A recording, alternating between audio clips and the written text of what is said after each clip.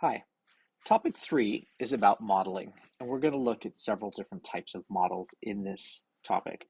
So, to start, we have to think about design thinking, and design thinking is really about solving problems and improving products, systems, and services. This is a great video. It's only about 2 minutes, but you should watch it. It shows a lot of great people who are doing design thinking and trying to make an impact on the world. And design thinking is really combining empathy for the context of a problem, it's creativity in the generation of insights and solutions, and rationality in analyzing and fitting various solutions into the problem context. So, in other words, you're objectively thinking about whether you actually solve the problem or not. And that's really what design thinking is. Now, often design thinking, once we've established a problem, we really need to have a concept about how we're going to solve that problem. And it really starts with conceptual modeling is a model that exists in your mind, and it's used to help us know and understand ideas. Really, it's about communication. And at a basic level, a concept is just something that exists in your mind, some way to solve a problem. It can be an abstract concept or idea. It can help us know and understand design thinking ideas and relationships, principles, data, systems, algorithms, and processes. Helps to illustrate relationships that is in the designer's mind to others, right? Because it's really important to communicate your ideas. So that's really what modeling is all about, is about communication. I'll come back to that several times during this set of videos. It helps to explain the thinking behind new ideas. It helps to communicate with other members of design teams, manufacturers, or clients, and it helps us to visualize ideas through graphical, physical, and virtual models. As a design student, you should understand that conceptual models communicate your ideas to others. They allow you to explore those ideas. Conceptual models vary with context. You should select the appropriate conceptual model to match the context. How the designer visualizes concepts, design thinking and learning, and the use of conceptual models to further inquiry into the design context, and the advantages and disadvantages of using different types of conceptual models. I'm going to give you a hint that on every single test question that you're going to have in topic 3, this idea of communicating your idea and exploring your idea, that's getting feedback, and then this idea of matching the concept models to the context, all of this stuff right here is really important. Essentially, all of the topic 3 questions on paper 2 tests are going to involve these bullet points right here. Designers use conceptual modeling to simulate possible solutions to problems. Designers should consider systems, services, and products in relation to what they should do, how they should behave, and what they should look like, and whether they will be understood by users in a manner that is intended. Solving problems starts with thinking, and the ideas generated as solutions to a problem need to be explored in detail.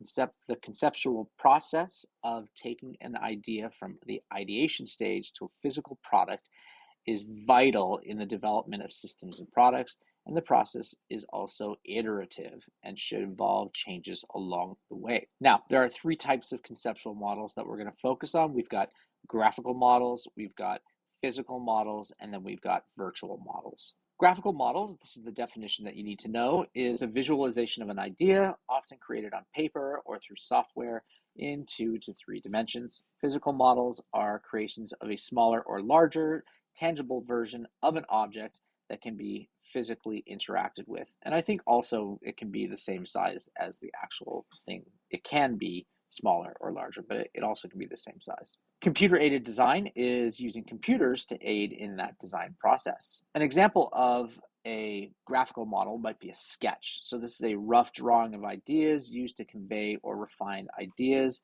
And again, going back to when the context that you would use these in, the when and the why, the advantages are they're quick, they're cheap, and they convey form and style aesthetics and help to visualize and refine and develop ideas. This is honestly the answer to almost every question that you're going to encounter on paper 2 for topic 3 about sketches.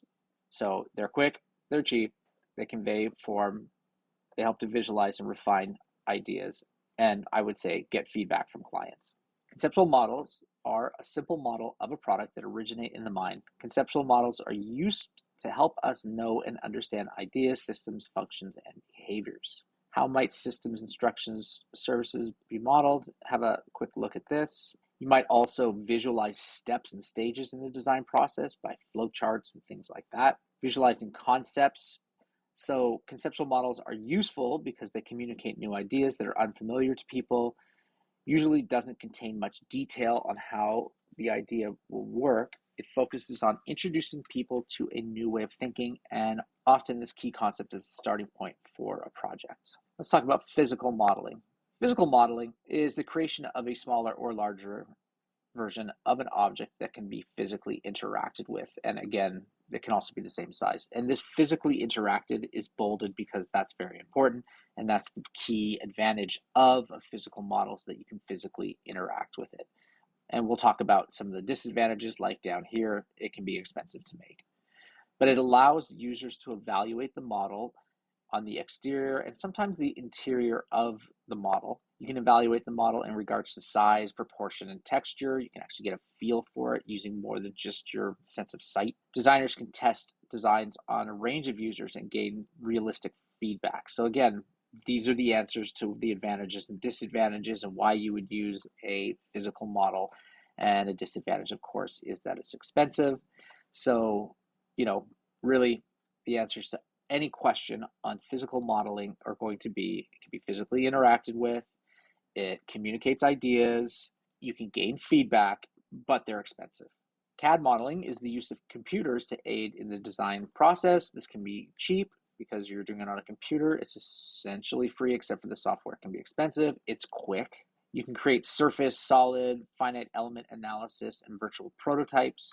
You can communicate information to clients and engineers and manufacturers, and you can easily gain feedback on designs. It reduces the need for a physical model. So again, when we're asking what are the advantages of using CAD, these are those advantages. They're quick, cheap, gain feedback, communicate your ideas. It's essentially the same thing for every type of modeling. These are some general advantages to concept modeling. So you can examine the proof of concept to confirm that parts will fit together, components will move. You can communicate the function of a design. You can communicate the aesthetics of the design. You can gather feedback from users. It can be used in user trials. It can help with project planning. You can put abstract ideas into a visually understandable form that might not be imaginable otherwise. You can promote communication between the designer, the design team members, manufacturers, and clients, reduce development costs by reducing errors in the production, and you can test materials and production methods. So in general, for concept modeling, these are the advantages. There are some disadvantages. Simple concept models can leave out or miss important details. They may not represent the final product. The materials in the model may not easily or accurately represent the materials used in the final design. Scaled models may not communicate proportions. Durability of the concept model may not allow it to be used repeatedly. You might make assumptions that in reality don't work. They may lack detail or they're too simple. The scale may distort perceptions or understandings. The material might not reflect the final selection, and graphical models such as flowcharts may be difficult for some people to understand. Concept models are biased. This is an important idea. Designers should understand that concept models are not 100% accurate representations of the final product or the design context.